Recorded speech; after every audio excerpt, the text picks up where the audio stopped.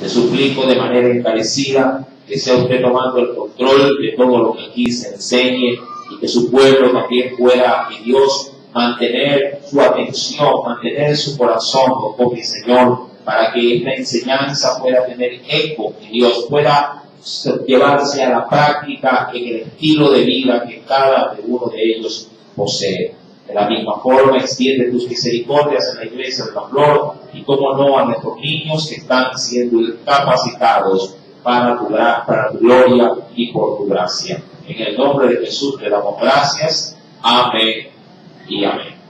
En la segunda carta a Corintios, capítulo 11, concentrándome, vuelvo y repito, en una enseñanza que se desprendió del verso número 4, donde se nos dice, porque si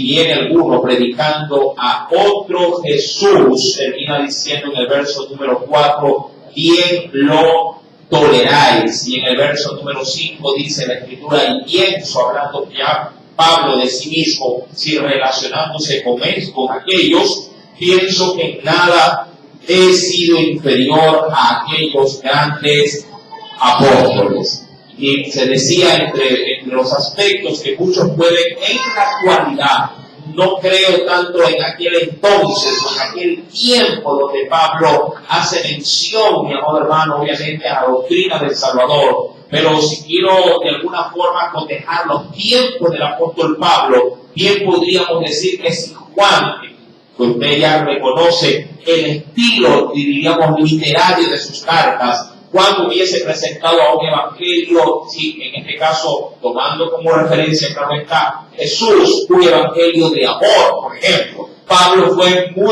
en este caso, muy acentuado en la manifestación de presentar a Jesús como un Jesús de amor, un Jesús que induce a la verdad del conocimiento de la palabra. En el caso del apóstol Pedro, bien podría haber presentado a Jesús como el Jesús sufriente, el Jesús sufrido, el Jesús que pudo llegar a tolerar, pudo llegar así en este caso, a mantener su personalidad, su idealismo de cumplir pese a todo tipo de aflicción, las dos pruebas, la encomienda de Dios dentro de en este caso, de su meta salvífica para la humanidad.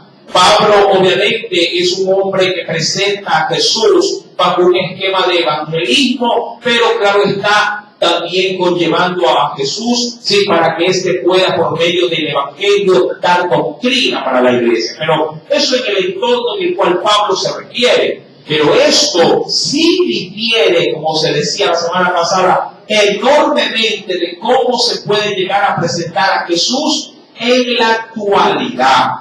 Y adicionalmente a esto, quisiera por favor que me acompañase, si venga conmigo a la Escritura, y veamos qué nos dice Colosenses capítulo número 2, verso 8. Recuerden que la semana pasada se hizo énfasis en que se puede llegar a presentar a un Jesús de pronto libertino. ¿Se acuerda acerca de esta tendencia modernista? En Colosenses capítulo número 2, verso 8 nos dice, a manera de advertencia, tal cual como lo dijo también Jesús en los evangelios. Se nos dice en Colosenses 2, verso 8, mirad que nadie os engañe por medio de filosofías, entendiendo que el término como tal, la filosofía, induce al hombre a estudiar ciencias, en este caso humanas, viéndolo de manera muy genérica.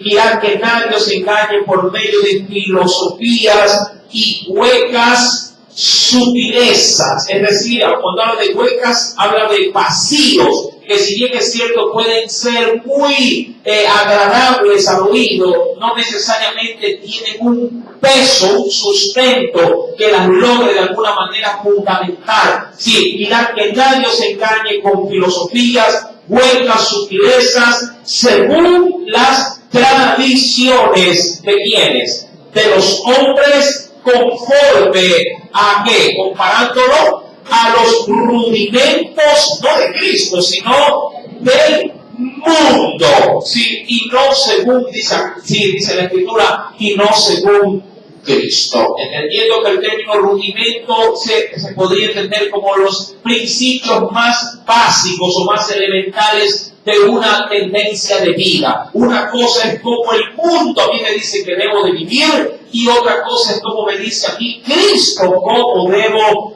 de vivir. Y entre las dos, obviamente, el hombre tiende por naturaleza a ajustarse a las demandas del mundo y no a las demandas de Dios para conformar, en este caso, un estilo o una tendencia de vida. Ahora, esto obviamente, querido hermano, si tratando de darle hilo, todo lo que le estoy diciendo es simplemente una introducción. Si veamos de qué manera también en el presente se puede presentar a otro Jesús. Recuerden lo que decía el verso número 4, porque si viene alguno predicando a otro Jesús, sí, nos dice el verso 4 del capítulo 11, sí, que os hemos predicado, o si recibís otro espíritu, o podríamos decir otra tendencia espiritual que la que habéis recibido, y aún más dice, otro evangelio que el que habéis aceptado. ¿Qué pasaba con la iglesia en Corintios?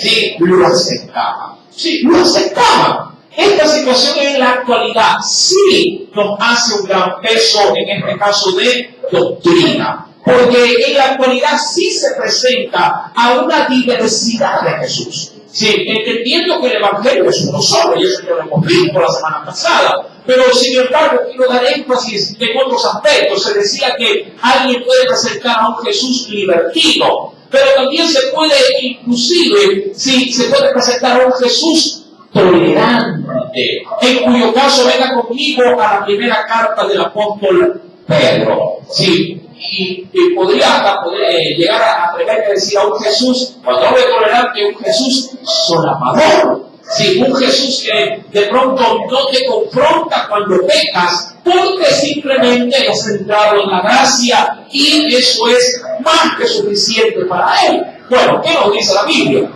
En 1 de Pedro, capítulo número 1, acompáñenme por favor a la escritura, más adelante a los Corintios. Primera carta de Pedro, capítulo número 1, versos número 15 al 16. Creo que algo se mencionó con respecto a esto, pero veamos qué nos dice la Escritura. Primera carta del apóstol Pedro, capítulo número 1, verso número 15 al verso número 16. Nos dice aquí, sino como aquel que os llamó. ¿Sí? ¿Ya va conmigo la lectura? Es santo, amén. Mire que se refiere en primera instancia a quién se está refiriendo. No lo nombra, pero a quién se está refiriendo. Al Señor Jesucristo. Nos dice, sino como aquel que os llamó es santo, sed también vosotros santos. Y aquí quiero remarcar esta expresión final. ¿Qué dice? Lea por la Biblia, lea la Biblia. ¿Qué dice la Escritura? Sean santos en toda vuestra manera de vivir. Ahora, diríamos así, ese formato bíblico, mi amado hermano, si confronta al creyente, confronta a esa nueva criatura que decidió un día entregar su corazón a Jesús, sí, a una sumisión de santidad.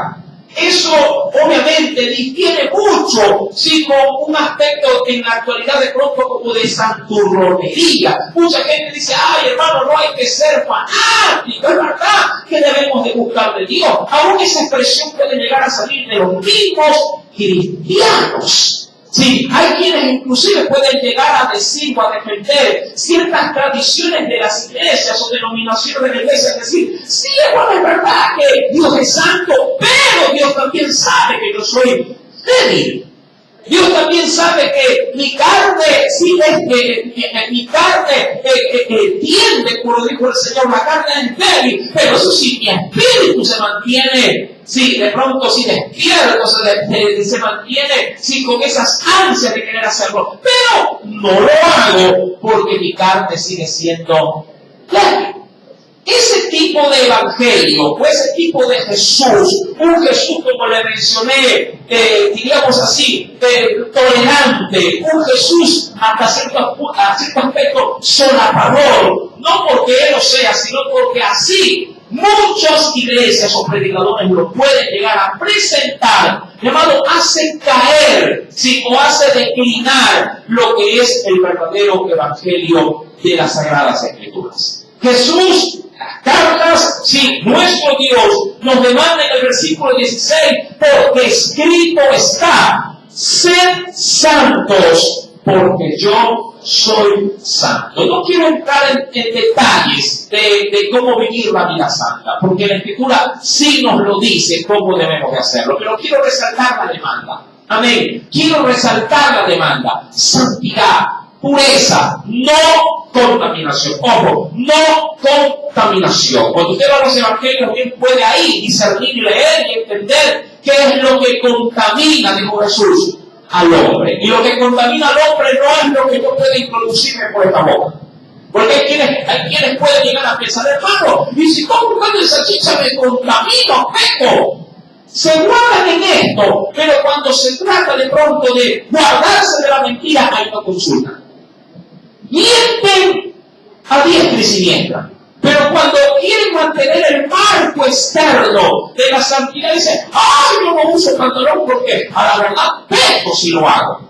O sea, en esto se cuidan, pero no se cuidan en lo que verdaderamente debe de guardarse, en no contaminar, no digo yo lo externo, sino lo más importante, lo interno, su alma, su vida, su buen testimonio. Esto, mi querido hermano, es lo que a la verdad interesa dentro de un verdadero evangelio, sí, cristocéntrico y bíblico. Pues en esta demanda, mi amado hermano, se puede, como le mencioné, presentar a un Jesús, sí, un Jesús que de alguna forma logra tolerar mis debilidades, y claro, al tolerarlas aparentemente en este estilo de predicaciones o de tendencias modernistas de presentar a un Jesús que no importa si la gravedad de tu pecado, igual el Señor si lo toma de manera muy liviana y te acepta y te recibe y nunca te recrimina nada. Pedro nos dice con claridad, debemos de mantener en toda nuestra manera de vivir el cliché de la santidad. Amén. Recuerda, como lo dice el versículo número 15, haced también vosotros, en la parte final, sed también vosotros santos en toda vuestra manera de vivir. Hay que ser santos en el estudio. Hay que ser santos en el trabajo. Claro, hay que ser santos en la iglesia también. Si dirá mucho, ay hermano, pero hasta allá tengo que guardar santidad si todos somos santos. No, hay gente que puede venir a pecar en la iglesia. Sí, usted dirá, eso es imposible. No, no es imposible. Hay gente que puede venir con un corazón muy diferente de venir a buscar el rostro de Dios en este lugar. Hay gente que puede llegar a venir por una mujer a la iglesia. Hay gente que puede venir a la iglesia por un hombre. ¿Sí? Mi amado hermano, y en ese sentido se perdió el marco referencial de venir a la iglesia a seguir siendo el Dios santificado, purificado, consagrado. Y amado hermano, hasta en esto hay que cuidarse. Uno debe de ser santo, como le mencioné, en la iglesia, santo en el trabajo. Uno debe de ser santo en su círculo, sí, social, como lo anuncié también la semana anterior. Debe de ser santo en el hogar. Debe de ser santo en el matrimonio, debe de ser santo en el hecho conyugal, debe de ser santo en toda vuestra manera de vivir. ¿Sí me entiende? El negocio puede ser que te induzca o te impulse o de alguna manera te haga presión para que infrinjas, en este caso, sí, el mandamiento de la santidad, pero tú tienes que pelear contra esa corriente y mantenerte santo. Usted dirá, hermano, pero si no engaño, no vendo. ¿Verdad? Mucha gente abusa de esto para poder, sí, en este caso, sí, solapar su pecado. Y si de pronto piden asistencia a una corriente modernista, a un líder modernista, ¿por quién podría aconsejarle? No hay problema. Dios sabe que lo hace por el trabajo o por la necesidad. Eso es otro evangelio, ese es otro Jesús. No que Jesús sea otro, Jesús es el mismo de ayer, de hoy y de siempre, por los siglos. Sí, Él no cambia. El que ha cambiado es el hombre. El que ha cambiado es la iglesia, sí, en sus formas, en sus maneras de manifestar el evangelio. Sí, mi amado hermano, pareciera ser como que el evangelio está obligado a sufrir variantes para ajustarse a las necesidades modernas. Creo en parte que debe de haber ajustes, pero no de fondo, sino de forma. Sí, la doctrina no puede sufrir variantes. Puede de pronto en su forma variar. ¿Qué se me ocurre? Vamos a suponer que la ley impida congregarse. Usted creo que está percibido de lo que está ocurriendo en la nación de Bolivia. Puede ser que hayan pesos de forma que a usted no le permita de pronto tener un culto abiertamente como se lo requiere aquí en el país. Y ahí cambia la forma, no el fondo. Porque de pronto me voy a congregar, pero yo vengo a una iglesia, si es que de pronto llegase hasta allá el asunto. Pero lo haré escondidamente, pero eso es una forma. Lo importante es que el fondo no cambie. ¿Cuál es el fondo? Debo de congregarme. Puede ser que la forma abierta de ir a tocar puerta para predicar cambie, pero lo que no va a cambiar es que así sea escondida, yo debo de seguir dando a conocer el evangelio de Jesús. Amén. Cambiará la forma, pero nunca el fondo. ¿Sí me entienden? Agradezcamos a Dios que hoy por hoy nuestras leyes terrenales en esta nación, si todavía, y miren, entiéndame bien lo que les voy a decir, todavía no se hayan cumplido, porque la ley o la prohibición en este país ya está dada. Lo que se hace en este país, penosamente con este y otras muchas leyes, es que todavía no obligan a qué, a que se la cumplan. Pero en la nación de Ecuador ya está la prohibición de no sin compartir el evangelio. No se puede propagar la fe. Simplemente que como muchas otras leyes, si la gente no la cumple y no hay nadie quien la haga cumplir, eso es otra cosa. ¿Sí? Pero esa ley en el país sí existe. Simplemente que no hay quien la haga cumplir. Así que tenga, o diría cualquiera, ponga las barbas a remojar, ponga los callos a remojar. Porque si esto llegase a hacerse cumplir, la iglesia actual en este país pasaría las mismas consecuencias que las está pasando aquí. ¿Sí me explico? Y querido hermano, pero para eso la iglesia debe para poder mantenerse en esos tiempos de adversidad, en esos tiempos de pruebas o de crisis, debe de nutrirse de la buena y de la sana doctrina, porque para un creyente liberal, con un evangelio liberal, diríamos como lo dice la Escritura, con un Jesús diferente, esas leyes no le hacen a él ni frío ni calor. ¿Por qué? Porque si antes, por ejemplo, para él no era, en el Evangelio, no era una necesidad predicar, si sale la ley de que no se predica, pues no, ¿en qué le puede aplicar esa ley? Si a un creyente ya desde ya no le interesa si se congrega o no se congrega, y sale una ley que dice prohibido congregarse, pregunto yo, ¿en qué le afecta? Absolutamente nada. ¿A quién le afecta? Al que tomó la doctrina y la Biblia. Al que creyó en un solo Jesús, con un solo evangelio, santo y verdadero, a él le va a afectar. Al que tiene hambre y sed de Dios y dice, yo me congrego, yo voy a la iglesia porque si no lo hago es como que me falte el aire. ¿Me explico? A ellos les afecta la ley. A los que son liberales, al que le da lo mismo ir a una discoteca, ir a una iglesia, ir a un evento donde no puede estar, a él no le da ni frío ni calor.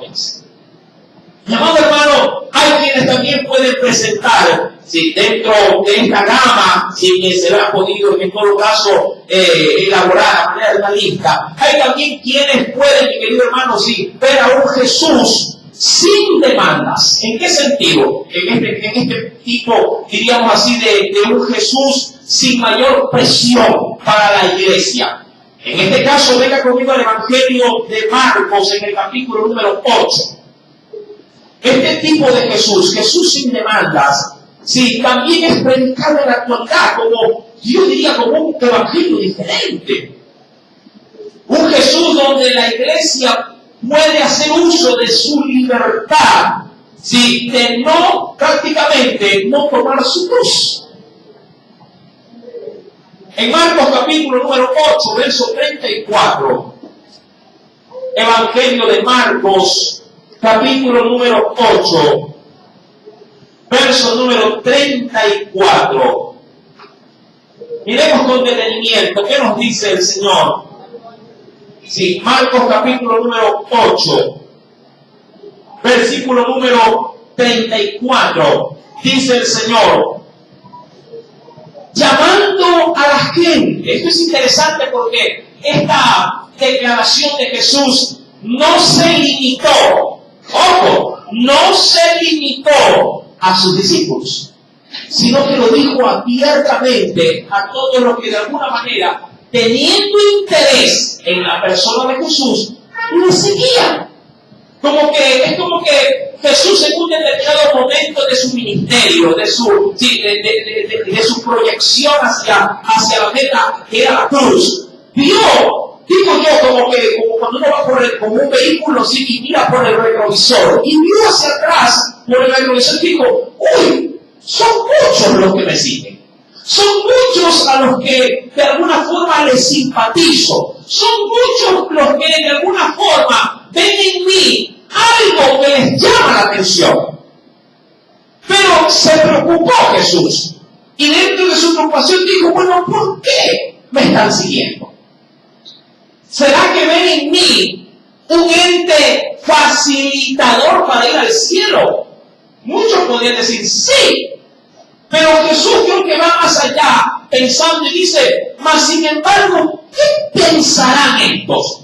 Que la vida a la cual yo los invito, que es una vida obviamente gratuita en su llamado de salvación, no tiene de alguna forma restricciones, no tiene pesos, no tiene cargas cuando vengan a mí. Y ahí Jesús, mira, formula esta declaración. Mira lo que dice en el versículo número 34.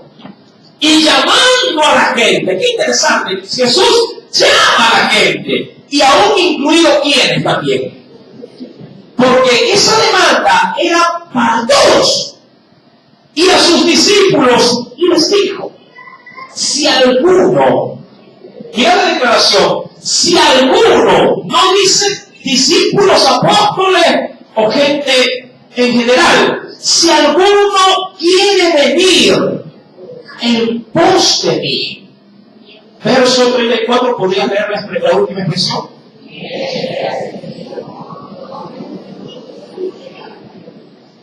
Qué interesante. Jesús toma de la época, diríamos así, el episodio más trágico que para la sociedad judía era, mi amado hermano, considerado la muerte de la cruz. Ya la ley, ojo, antes de que la exposición de la cruz aparezca como sentencia de muerte para un criminal de gran categoría, ¿sí? Ya la cruz, si tenía una manifestación o una declaración de sentencia en la ley, tenía ya una conceptualización en la ley de Moisés. La Biblia ya enseñaba que era considerado maldito todo aquel que muriere colgado. Sí, maldito el que era colgado. Ya la ley tipificaba que alguien que era expuesto, guindado, sea en una cruz, en un palo, con una soga, el hecho de que sea manifestado o alzado para muerte, la conceptualización bíblica era maldito. Venga conmigo a la escritura, por favor, y veamos esta pequeña referencia. Vayamos obviamente al Antiguo Testamento y veamos qué nos declara así la Escritura.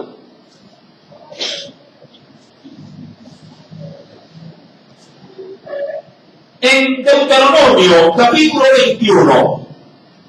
Deuteronomio, capítulo número 21.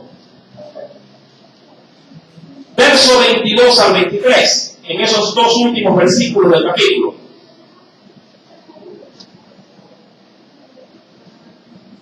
¿Lo encontró? Deuteronomio capítulo 21, verso 22 al 23 dice: si alguno hubiere cometido algún crimen digno de muerte y lo hiciereis morir, y ojo, y lo colgareis en un madero. Esto obviamente fue tomado de otra manera en cuanto a su práctica por los romanos, pero ya existía la sentencia. Verso 23, léalo por favor.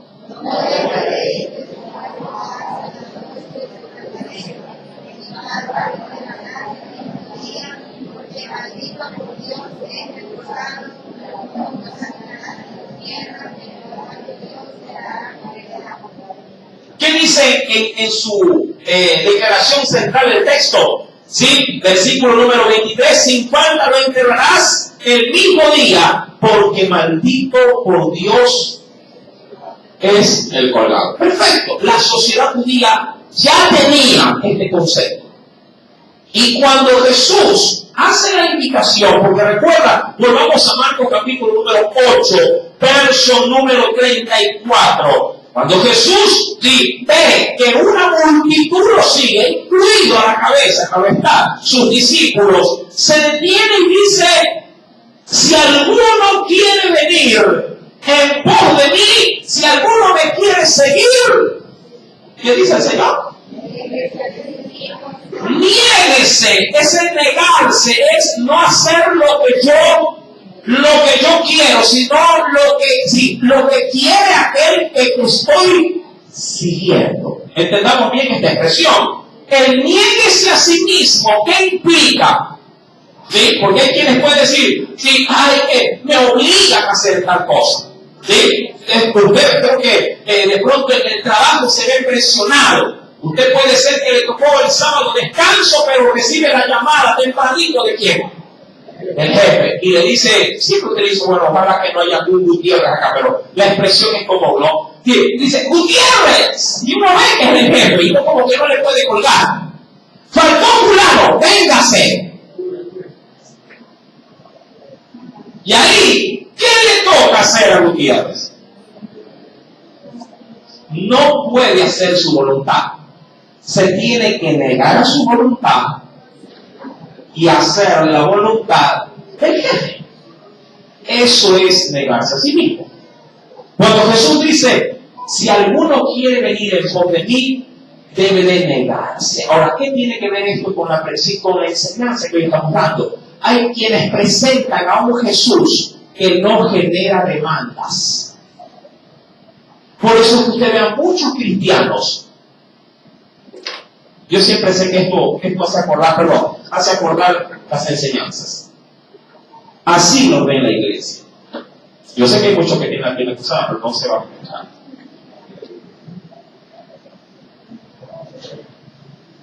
Así. Hermano, ¿cuántos quieren predicar? ¿Cuántos van a venir al ayuno? ¿Cuántos saben que podemos ir a realizar una actividad evangelística de pronto en un hospital? ¿Cuántos van a venir hoy a la oración? No.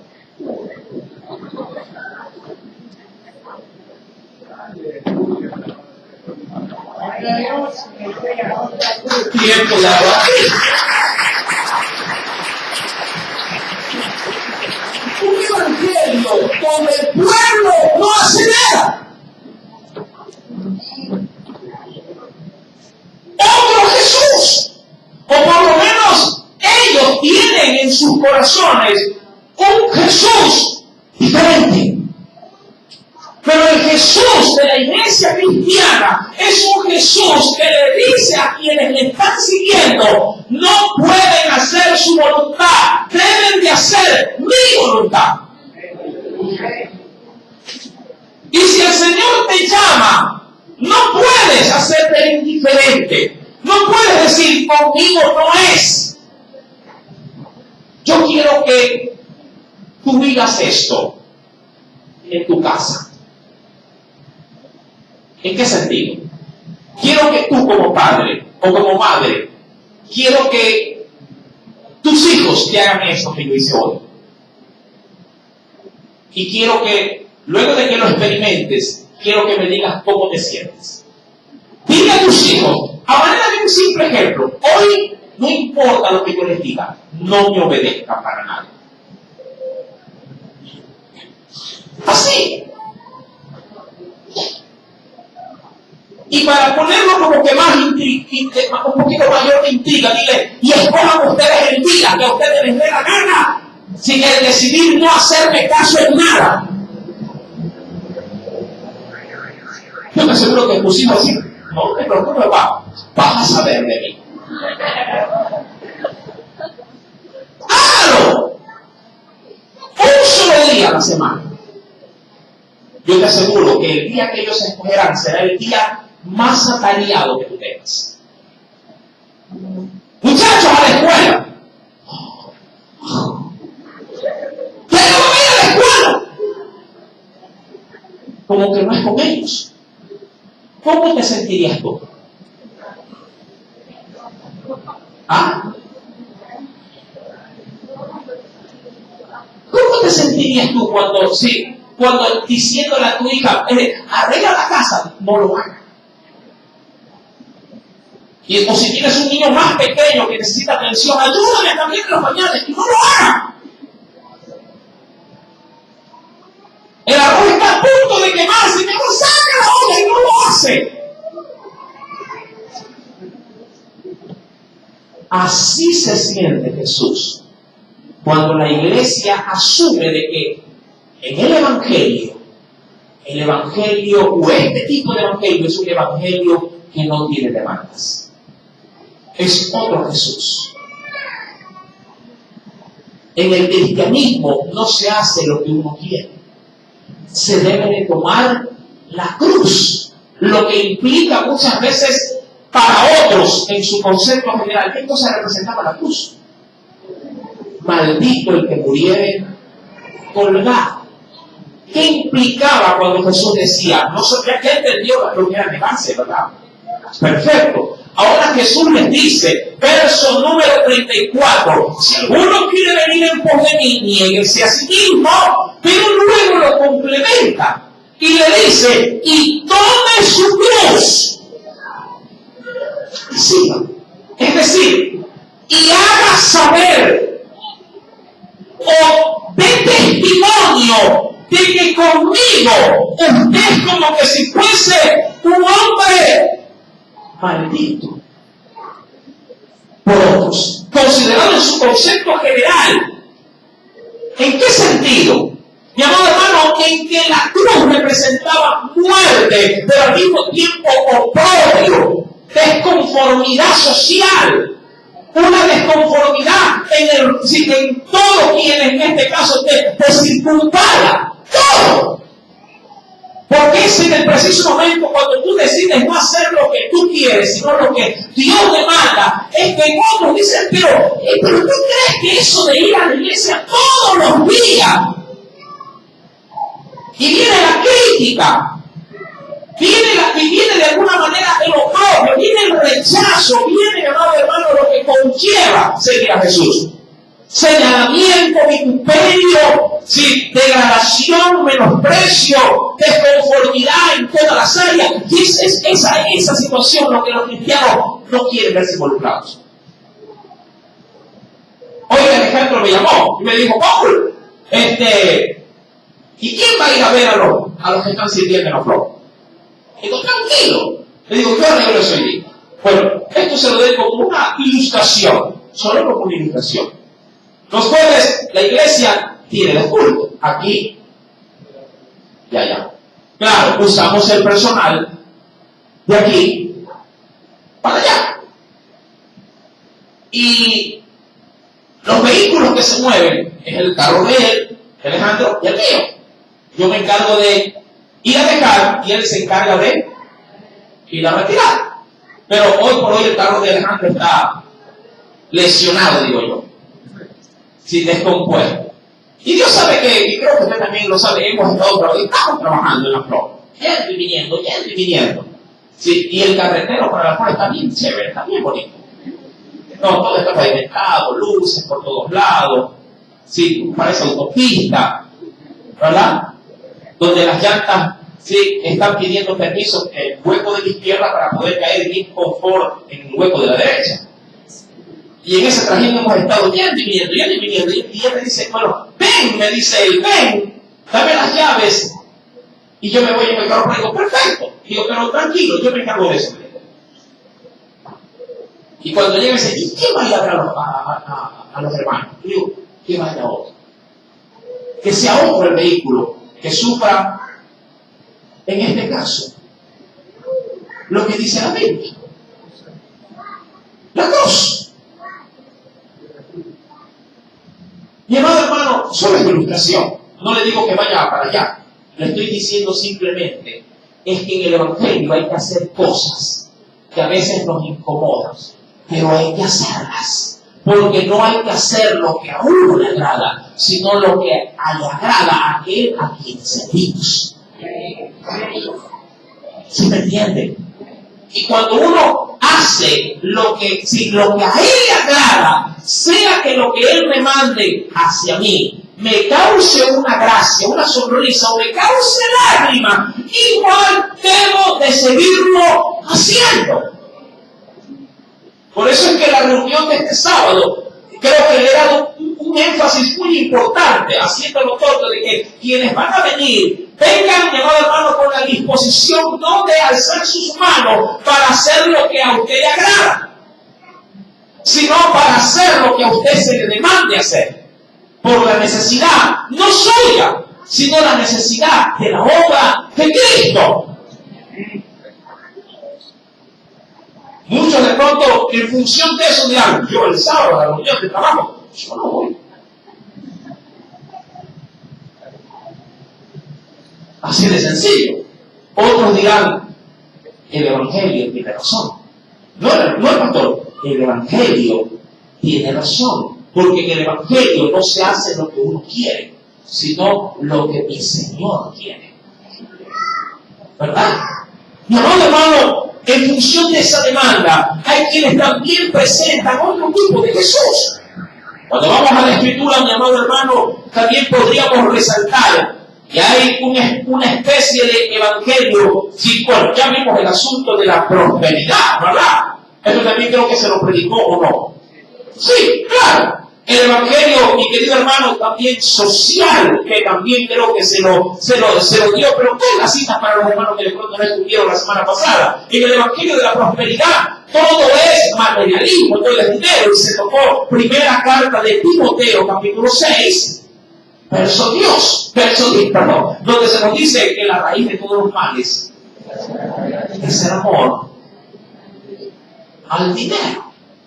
En el aspecto de Jesús social, sí, mi amado, ahí se acompaña un texto nuevo, el de la carta a los Romanos, capítulo número 12, verso número 16.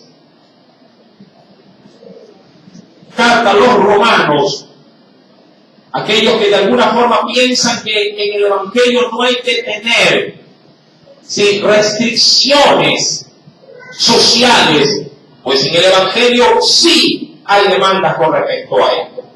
Romanos capítulo 12. Dice el Señor, verso 16, creo que lo recuerdo usted también. Unánimes, ¿lo tiene? Romanos 12, 16. Unánimes entre vosotros, ¿sí? Es decir, unidos entre vosotros, no altivos, es decir, cuidado entre unos y otros, vaya a haber altivez, vaya a haber algún espíritu por ahí de superioridad. Recuerden que la Biblia dice que el que se humilla es el que Dios se trata de ¿qué? De exaltarlo, ¿sí? No altivos, sino asociándoos. Porque hay quienes de pronto les puede hacer hueca el asunto de ¿qué? De rozarse con gente humilde. ¿Sí? Hay quienes el simple hecho de ser sencillos, de ser de pronto de una baja condición social, porque ojo, si el ser sencillo y humilde nada tiene que ver con el dinero. Yo conozco gente de dinero muy humilde, muy sencilla, y tienen dinero. Como puedo también considerar que hay gente que no tiene ni dónde caerse muerto y tiene una pretensión muy por encima de la gente que tiene dinero. No tiene ni dónde caerse muerto, pero sin embargo, mira con menosprecio a quienes sí son de igual condición social económica. Mi amado hermano dice pues la Escritura, unánimes entre vosotros, no antiguos, sino asociándoos con quienes, con los humildes, no seáis sabios en vuestra propia opinión. Y querido hermano, y queriendo dar obviamente el término, retomando 2 de Corintios, porque recuerden que es aquí donde se ha desprendido este asunto de cómo en la actualidad se pueden presentar muchas diversidades de Jesús. Sí, he tomado simplemente las más conocidas. Yendo al capítulo 11, versículo número 5, luego de que les dijo de que ellos lo toleraban. Verso 5 dice, pienso, Pablo ya hablando de sí mismo, pienso que en nada he sido inferior a aquellos que pueden ser de pronto considerados, ¿qué cosa? Grandes apóstoles. Y eso sí puede ocurrir de pronto en iglesias de menor escalafón.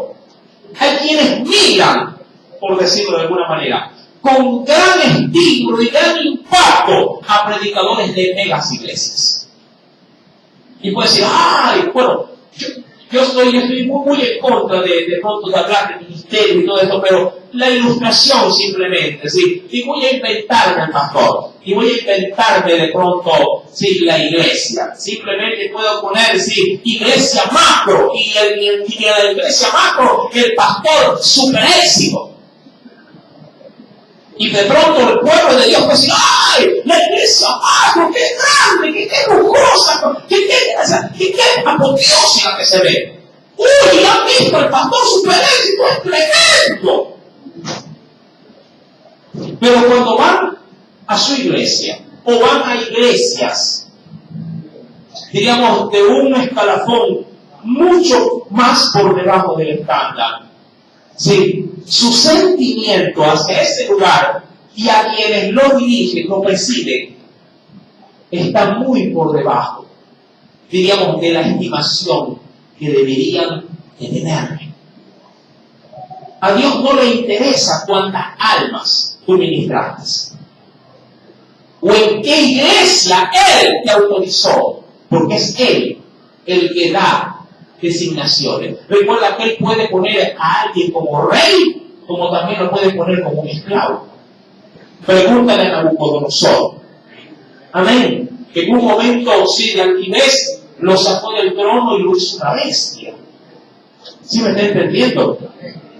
Y querido hermano, si tú debes de entender que entre siervos y siervos, hablando de los que tienen de alguna manera una responsabilidad dentro de una obra, sea grande, sea pequeña, sea mediana, sea lo que sea, Dios los ha puesto ahí y ha sido Dios, mi amado hermano, el que les ha dado el honor de servirle conforme a la capacidad que ellos pueden administrar.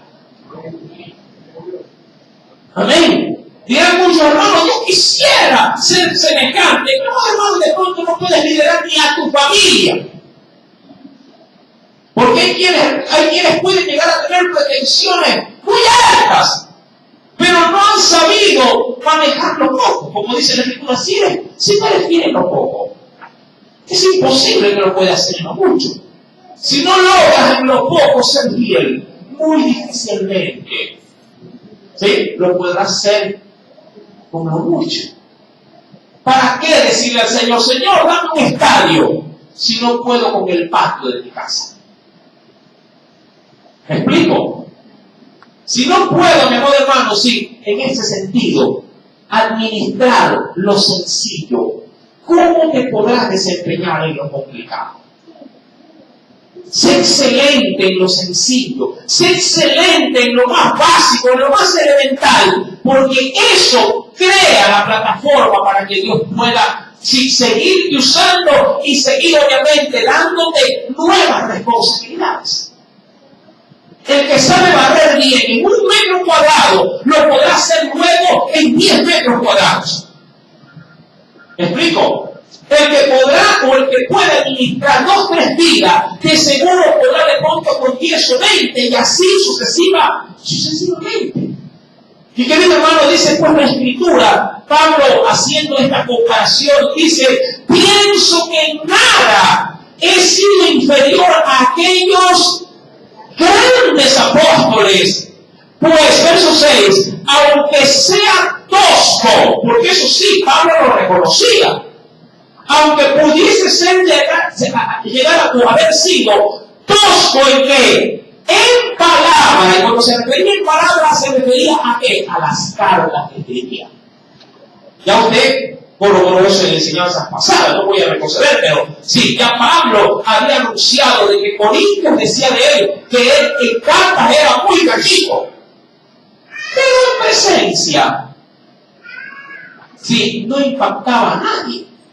Ustedes de pronto, ¿cuántos han tenido en algún momento de su vida, si de pronto una conversación telefónica con alguien, que cuando usted los escucha, o cuando usted de alguna forma por algún programa radial escucha alguna predicación o enseñanza de alguno, de pronto elocuente predicador, dice, wow, si ese hombre, esa voz que tiene, si usted se lo imagina como corpulento, un gran siervo de Dios con estatura, con talla, y cuando tiene la oportunidad de venir al país, sale un blanquito, delgadito, cabezón. Ese es.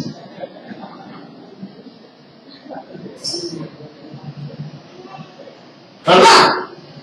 Yo dice, bueno, y ahí, ojo, mucha gente, al ver esto, al notar esto, ojo, hasta se desencanta luego. Yo pensé que era de otra manera el hermano, lo veía con bigote, lo veía sí, más alto, lo veía más grueso, por su voz de pronto, por su timbre de voz. Sí, yo me acuerdo tanto de un predicador llamado Arnaldo Torres. Sí, yo me escuchaba, yo me imaginaba a otra persona. Y cuando tuve la oportunidad de ir a ver, porque me recuerdo que vino por primera vez al Estadio Granaza, cuando existía el Estadio Granaza. Sí, mi querido hermano, sí lo fui a ver y cuando lo vi, o sea, sí me causó un poquito de descomposición en mi manera de haberlo preconcebido, porque yo me imaginaba otro tipo de siervo. Y era un señor sumamente alto, calvito y con una barriguita bastante extensa. Y digo, él es Arnaldo Torres, y he esperado el predicador, que estaba hace rato sentado ahí. No, si es él, me dice, de verdad. Dije yo.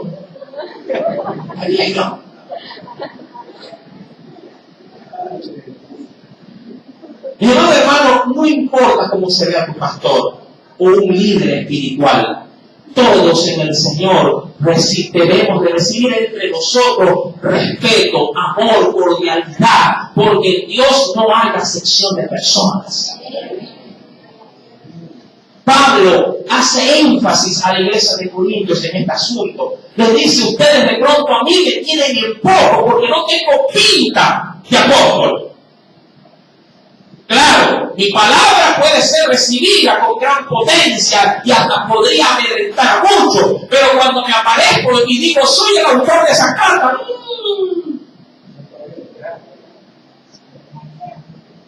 imagínate que por un altavoz, que tú nunca hayas visto, porque hay empresas, ojo, hay instituciones donde uno nunca logra saber quién es su jefe.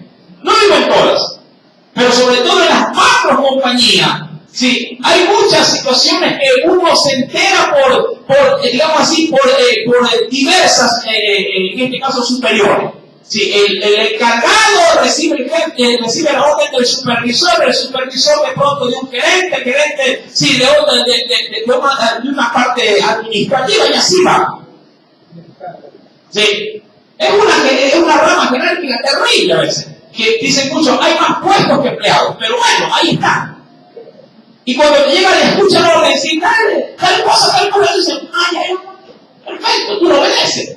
Pero a veces cuando uno ya logra conocer a la gente, dice, ¿y esa cosa era el jefe? Y sale un señor de pronto diminutivo, pequeñito, pero tiene una autoridad bárbara. ¿Verdad? Mi amado hermano, no pongamos nuestros prejuicios por delante. En Dios no puede haber prejuicio con nadie. Amén. Puede ser que tenga talla, pinta de algo, pero sea que la tenga o no la tenga, si Él tiene autoridad de Dios en su vida. Dios lo puso ahí, y si a ti te toca obedecerle a ese ser más pequeñito que ti, hazlo y hazlo con amor. Hazlo y hazlo con amor. Usted diga, pero hermano, pero si usted creció de venir a Marta, ahora como me lo pusieron ahí, usted me dice, pues, venga para acá, yo no voy. Y entra en rebelión por esto. Y yo le aseguro que si el pastor le dice, hermano, venga para acá, así sí fue el pastor que está diciendo, eso es otra cosa. Y se descompone. Porque lo mismo le dijo, ¿quién? El hermano, que en su sencillez se le dio la designación de decir, hermano, hágalo usted. Nos olvidamos que todos formamos parte de un cuerpo. Y lo único que de pronto uno u otro hermano le está diciendo es, quiero ayudar al pastor, o quiero ayudar a la iglesia. Porque ustedes mismos creo que de pronto filtran todo esto. Dicen, pastor, está metido en esas cosas, parece pintado. ¿Qué tiene que ser como pintado? ¿Verdad? Pero a falta de, hay que hacerlo. ¿Verdad? A usted a veces no hace lo mismo en la casa. A falta de que no le obedecen y no lavan la ropa, y usted dio la orden de que la lavara, ¿qué termina haciendo usted? Y ahí viene después el marido, pero si tú lo estás haciendo, pero mira que están toditos en la cama. Ay, bueno, como no quería pasar el mal rato, tenía que andar por ahí, ya, pero lo hice yo. ¿Le pasa en casa esto? ¿A usted? ¿Verdad? También pasa en la iglesia. Ahora, la pregunta es, ¿está bien que pasen estas cosas? No está bien. Debe haber, mi amado hermano, un verdadero sentir de humillación, un verdadero sentir mutuo, de una mutua, diríamos, intervención de querer colaborar en la iglesia para poder todos aprobar que esto pueda funcionar.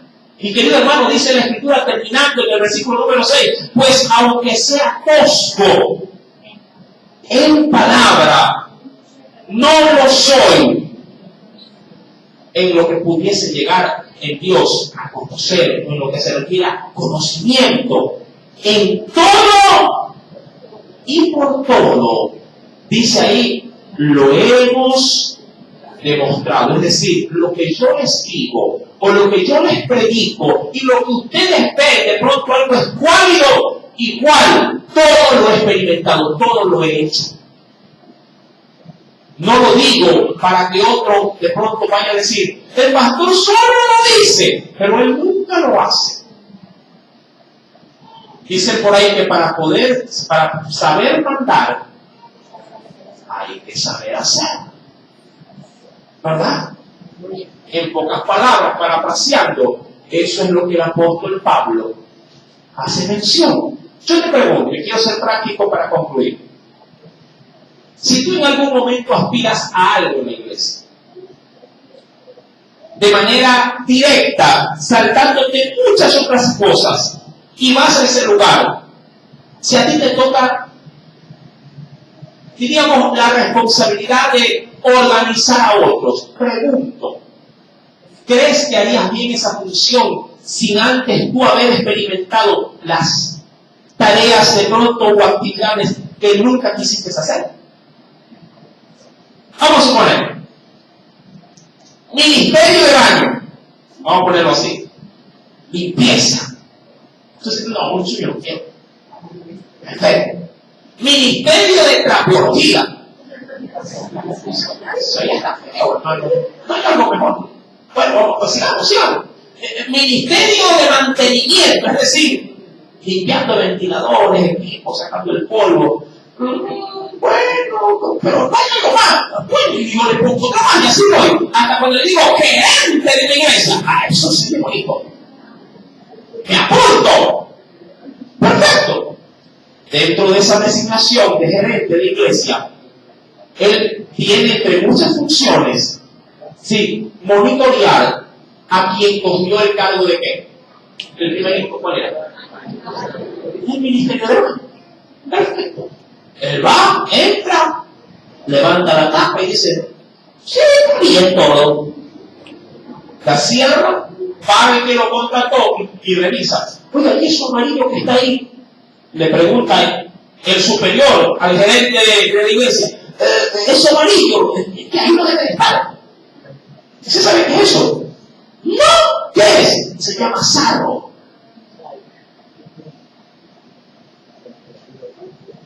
Para saber mandar, primero hay que saber hacer. ¿Cómo quiere empezar? Desde arriba. Porque Jesús empezó desde muy abajo. Porque siendo hijo de Dios, se hizo obediente y sumiso, que tomó forma de hombre y luego adoptó la muerte más cruel de su alma. Y muerte de cruz, dice la Biblia. Mi amado, es todo esto que les estoy diciendo nos prepara para el sábado.